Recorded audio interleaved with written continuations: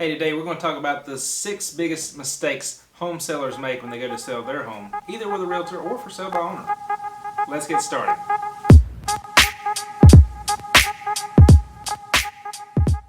Let's count down the 6 biggest mistakes home sellers make when they go to sell their house. Number 6 and number 5 are about neck and neck, and they're similar in character. But number 6 is not willing to make any kind of repairs. I've had home sellers say it all the time. This home is being sold as is. We're not making any kind of repairs. The problem with that is some of the repairs that might need to be done could be minor or have to be done in order for the buyers to get their loan. As far as any kind of little repairs, go ahead and do those touch-ups and fix that molding and whatever other little things were around the house that you've been neglecting probably for the last 10, 15, 20, 30 years. Go ahead and get that done, because it's going to add up in the buyer's mind. Yes, it may be minimal right now, but when a buyer starts seeing little things like that around the house, it puts into their mind a stage of neglect in the home that there might be underlying issues that they don't know about. Now, I know what you're thinking. A lot of sellers are saying, well, that's the buyer's problem. But the problem is a lot of buyers nowadays are going with the government-backed loans such as USDA, FHA, but the government puts strict standards on these loans for the type of house that they can buy with them, and they can't need major repairs. Number 5 is unwilling to negotiate for anything. They just want to sell it and be done with it. Well, that's great, but you have to have a little bit of flexibility. But some people are unwilling to negotiate on anything.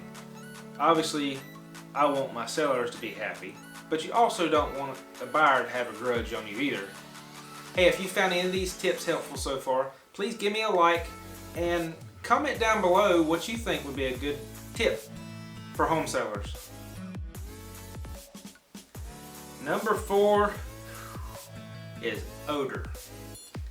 There's nothing worse than walking into a house that you think's okay, and the first thing you get is a swift kick in the nose of cat pee. There's no coming back from that on a buyer. Even if the home's in great condition and maybe all they need to do is take up the carpet in one spot, you've ruined that home for that buyer. Especially if they're not a cat person. But not to pick on cats, there's also dogs. Any kind of animals in the house really have that musty animal smell a lot of times. And then, of course, the dreaded cigarettes that gets on the drapes, the blinds, the couch, the carpet, the countertops, the ceilings, the walls. It gets on everything. Not to say you can't sell a smoked in-house. I've sold a few of them to smokers, so they don't even smell it a lot of times. But if you can clean up any of the above, then you're better off to go ahead and do that before listing the house. What I found is a nice little addition is to take the Glade plug-ins and put one close to the front door with a mild scent of some sort, a cotton or linen or something like that, so that when you first walk into the door, you're hitting them with not only the visual, they've already liked the house somewhat because they're there, but secondly, you're getting them with their sense of smell in a nice, pleasant way. Whatever odor you use, don't use something that's really strong like a cinnamon or seasonal scent, because it's going to be overpowering for somebody coming into the house, and they're going to kind of suspect you might be trying to cover something up. Hey, take a look down in the comments for a free download and printout for these 6 tips you can use when you go to sell your home. And number 3 is declutter. Go ahead and do that before you even call a real estate agent to list your house. Go ahead and start packing, declutter, and organize. This is sometimes a hard conversation for listing agents to have with their sellers, because just because you don't see it as clutter, sometimes it kind of shows up as clutter in the photographs. And I see it all the time on the MLS where the agent wasn't seasoned enough to be able to have those hard conversations with their sellers in organizing their junk. This decluttering makes for much better pictures. It makes everything look nice, neat, and tidy, and also puts in the mind of any prospective buyers that you keep a nice home Therefore, you haven't neglected anything in the home and you're very proud of it. And number 2 is being available at all times for anybody that might be interested in the house. Now, this is not just for sale by owners, but also real estate professionals. I've seen it numerous times where I call a real estate agent and their voicemail is full. I have to send them an email or a text to get a response. But I've also seen it on for sale by owners that I just inquire about the house and they won't return a phone call. Or they won't answer at all, no matter how many times I call.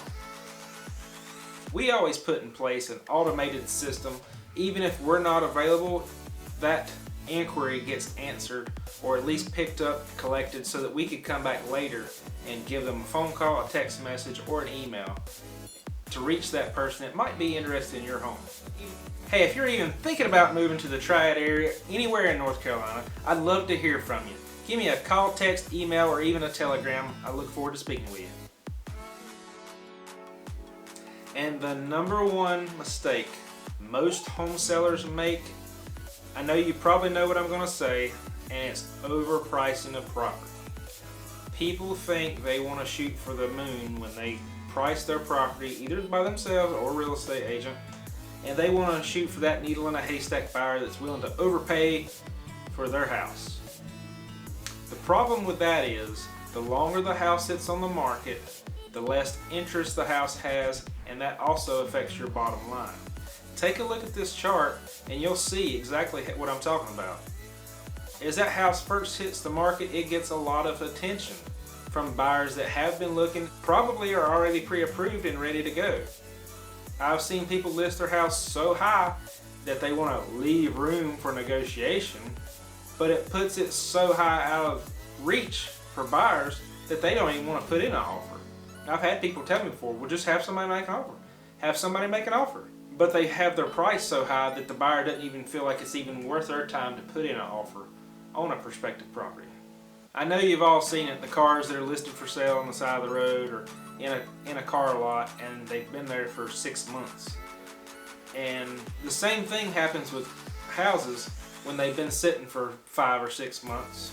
And everybody that drives by has that same thought and probably says it in the car to their spouse, is wonder what's wrong with that house. And sometimes there's nothing wrong with the house, it's just overpriced. And again, there's a lot of real estate agents out there that don't want to take the time to have the tough conversations with their sellers that want to list at an astronomical price.